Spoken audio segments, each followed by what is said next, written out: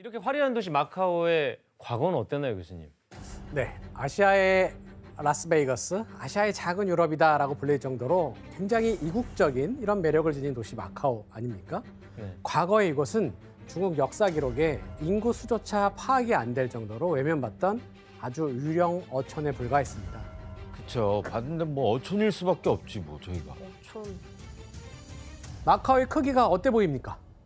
작아요, 진짜 작아요. 네, 바로 옆에 있는 홍콩에 비하면 육지 면적이 약 40분의 1밖에 안 된답니다. 와, 홍콩도 안 큰데. 네, 때문에 여러 섬 중에서도 특히 아주 작았던 마카오를 아무도 주목하지 않았던 거죠.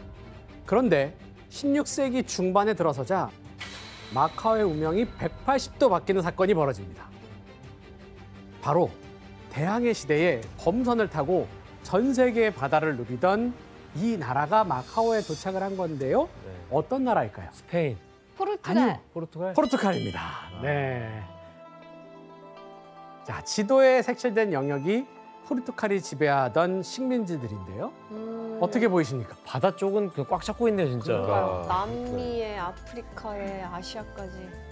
맞아요. 사실 16세기 포르투갈은 전 세계 해역을 장악하고 해상 무역을 독점하다시피 한 거의 거대한 해상 제국이었습니다. 와.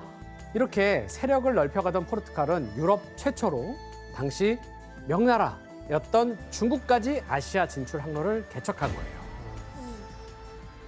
이렇게 1553년 포르투갈의 배가 당도한 곳이 지금의 바로 마카오였던 겁니다. 그리고 마카오를 통해서 드디어 명나라와의 교역의 길이 열리게 되는데요. 어떻게 성공하게 되었을까요? 어떻게 한 걸까? 그럼 포르투갈인이 어떻게 닫혀 있었던 교역의 문을 열었는지 대화로 한번 구성해 봤는데 지원 씨와 규현 씨가 한번 읽어주시겠어요? 네.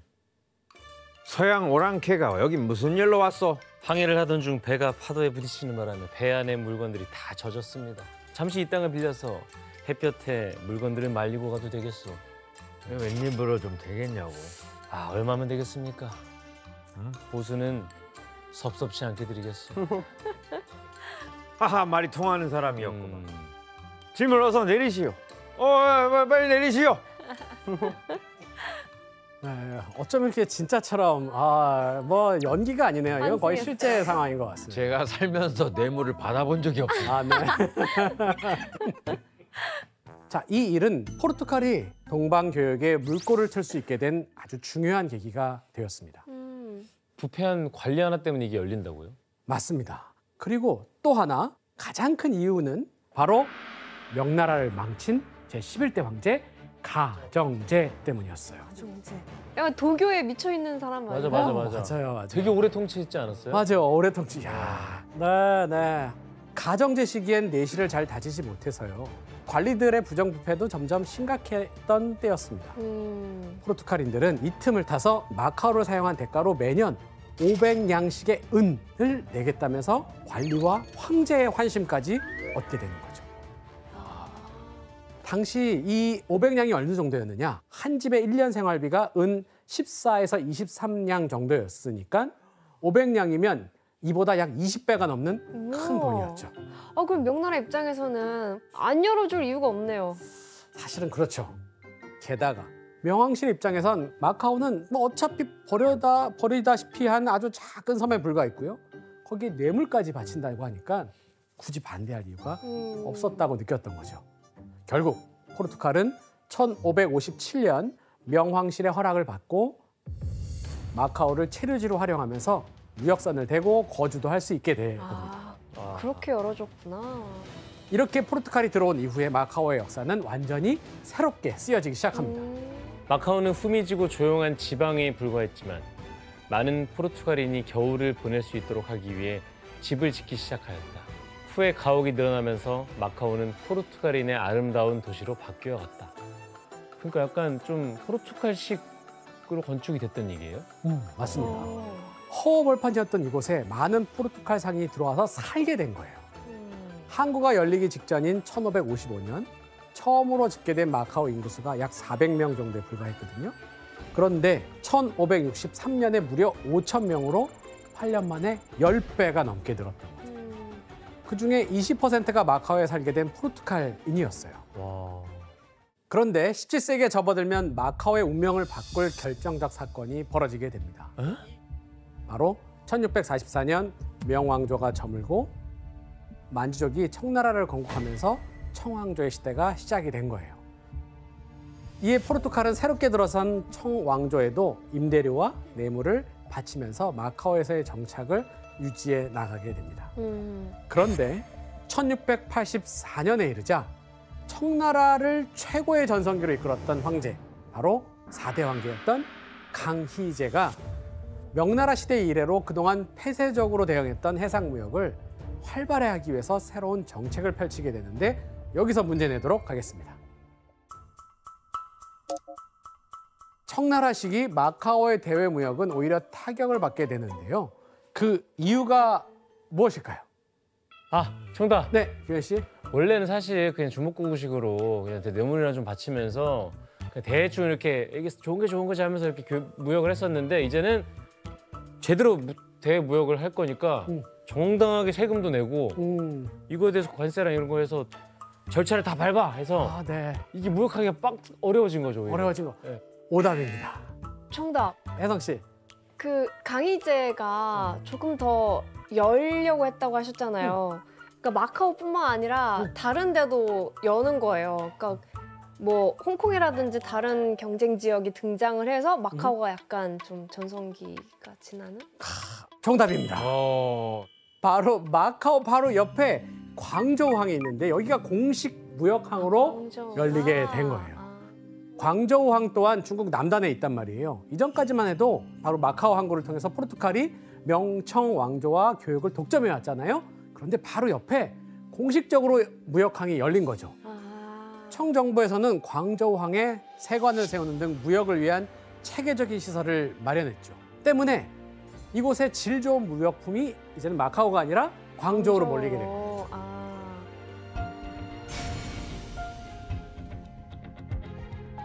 광저우가 열리고 나서는 마카오의 메리트가 확 떨어졌겠네요. 그렇습니다. 결국 프랑스, 네덜란드, 영국 등 다양한 나라의 무역선은 다 이제 광저우로 하죠. 광저우항을 찾게 됩니다. 심지어 1800년대에는 대항해 시대를 주도하고 있던 이 포르투갈의 기세가 꺾이게 돼요. 그러면서 마카오도 역시 활기력이 더 약해지기 시작했죠. 당시 마카오를 방문했던 청나라 관리의 글이 있는데 규현 씨가 한번 잘 읽어주시겠습니까? 마카오에 거주하는 포르투갈인을 보면 상인은 장사를 제대로 하지 못하고 노동자는 선의를 갖고 있지 못합니다. 포르투갈에서는 이미 상선이 왕래하지 않고 마카오는 지리적인 이점으로서 도모할 만한 것이 없습니다. 야, 이제 불편하네. 와. 마카오의 번영이 모두 광저우항으로 넘어가면서 마카오의 경제가 붕괴될 위기에 처해 있는 상황이 된 겁니다.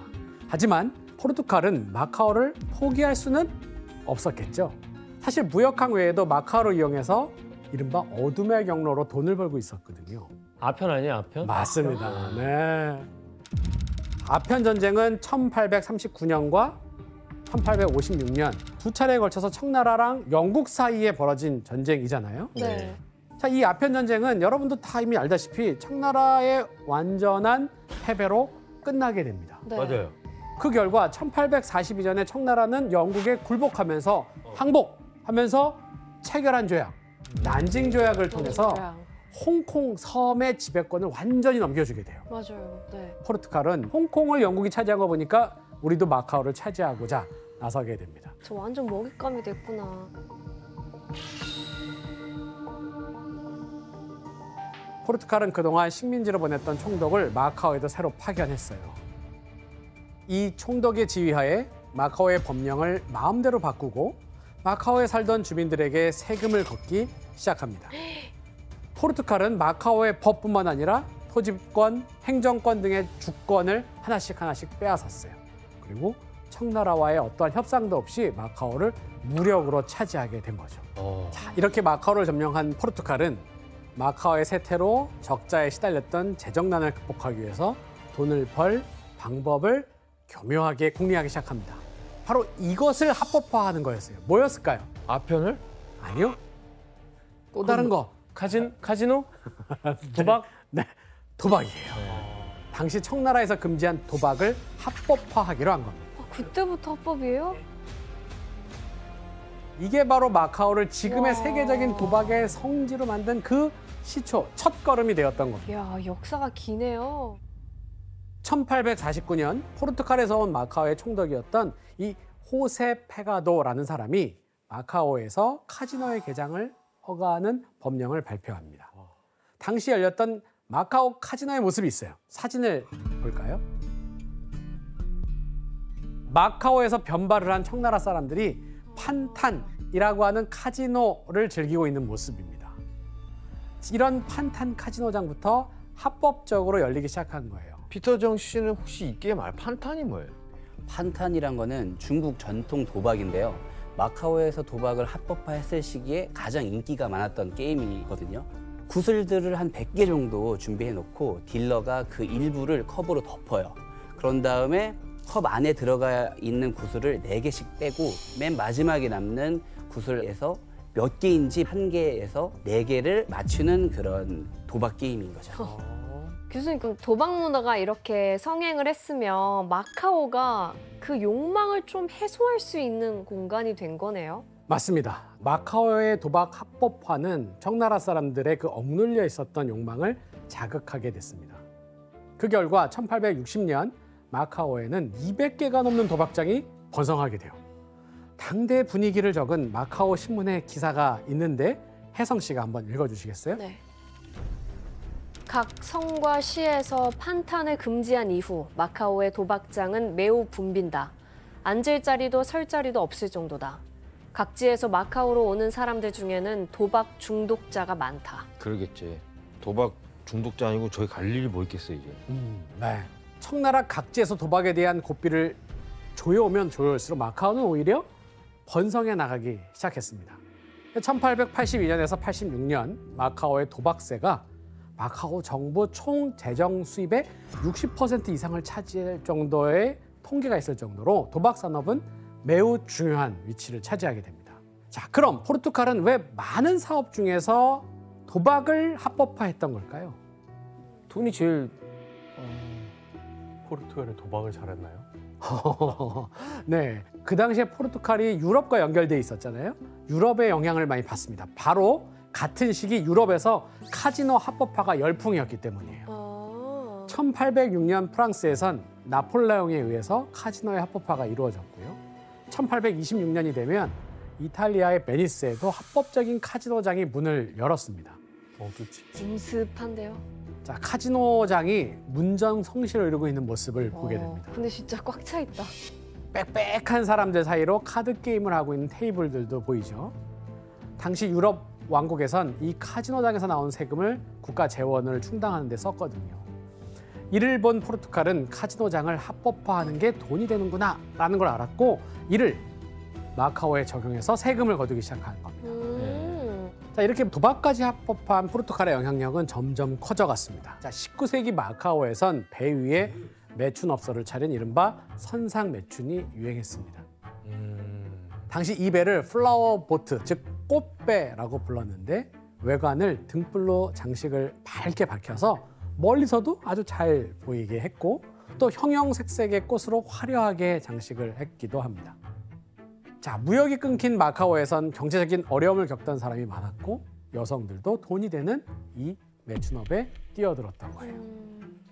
게다가 당시 어린 소녀들을 납치해서 매춘업소에 강제로 인신 매매하는 끔찍한 일까지 벌어지는 것이 바로 이곳 마카오였던 거죠.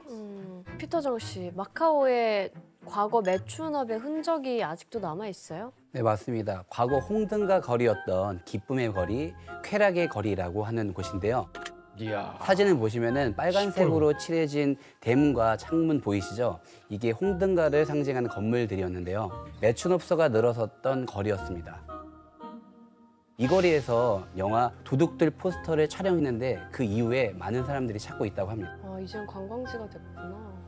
그러나 포르투갈은 이에 만족하지 않고 돈을 벌기 위해서 또 다른 사업을 벌여요. 뭘까요? 건물을 지어다 팔아요? 건물 아니에요. 물건이 아닙니다. 물건이 아니라고. 마카오에서? 사람을 파나? 맞습니다. 바로 중국인을 이용한 노예무역이었어요. 에? 노예무역? 이건 1900년대 초 싱가포르에 도착한 중국인 노예를 태운 배를 찍은 사진인데 와, 노예들 맞아요? 너무 건장한데요? 너무 건장하고.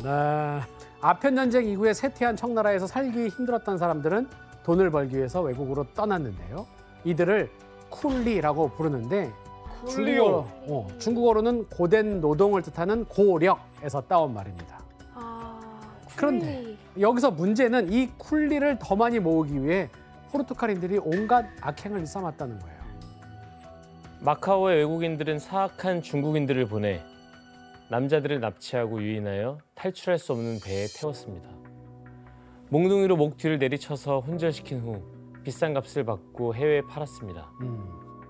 너무 안타까운 내용이죠, 사실. 자, 때로는 직업을 소개해주겠다, 혹은 도박으로 돈을 벌게 해주겠다는 말로 유인해서 사람을 데려왔습니다. 심지어 이렇게 모인 사람들을 감옥에 가다 놓고 반발을 막기 위해서 구타, 학대를 일삼았는데요. 배를 타기도 전에 죽는 사람이 허다했고 마카오 거리에서는 이들의 시신이 많이 발견되었다고 합니다. 그래서 1856년부터 1873년 이 마카오에서 쿠바 그리고 페루, 남미 쪽으로 간 이 쿠리의 수가 18만 명이 넘었다고 합니다. 그래서 사실 이렇게 해외로 간 또 중국인들이 형성한 새로운 공간이 또 생겼어요. 뭔지 아실? 여러분들? 알죠. 네, 어딜 가나 다 있는. 그렇죠. 차이나타운이 그래서 그렇게 이제 가게 된 쿠리들로 하여금 이제 새로 형성이 되기 시작한 거죠. 차이나타운에 그런 슬픈 역사가 있네요. 이렇게 19세기에서 20세기 초반 포르투갈령 마카오는 쾌락의 도시로 전락하게 됩니다.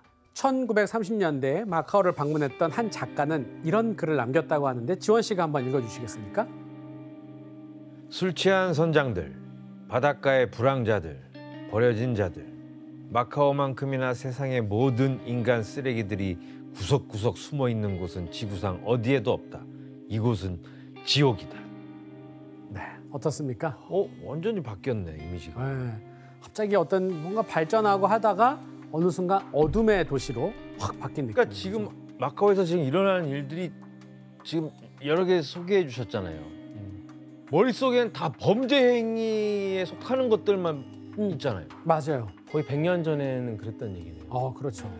그러니까 사실 여러분들이랑 너무 관련 없는 일들이 그 당시에 그곳에 많이 벌어졌던 겁니다. 근데 그걸 다 합법으로 하고 있는 거잖아요. 네, 사실 거기서 합법화되기 시작하니까 번창하기 시작했던 거고 숨어있던 욕망들이 막 터져나오기 시작하는 거죠.